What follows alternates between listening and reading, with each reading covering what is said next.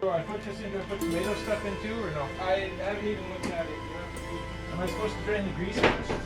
I don't know if you guys can see the river, the lake out there. So not a river, lake. But we made it. It's 9:19 and we made it. I feel like I went to the gym.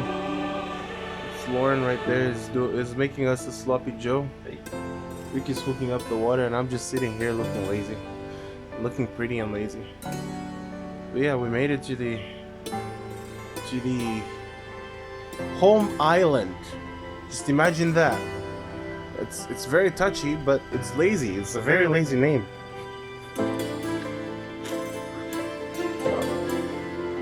You don't mind appearing on my YouTube channel, do you? No. I'm getting to know Lauren. He's really enthusiastic about Jesus. My type of guy.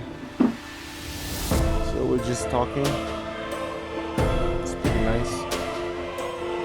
So I'll keep you guys updated. This is day 1.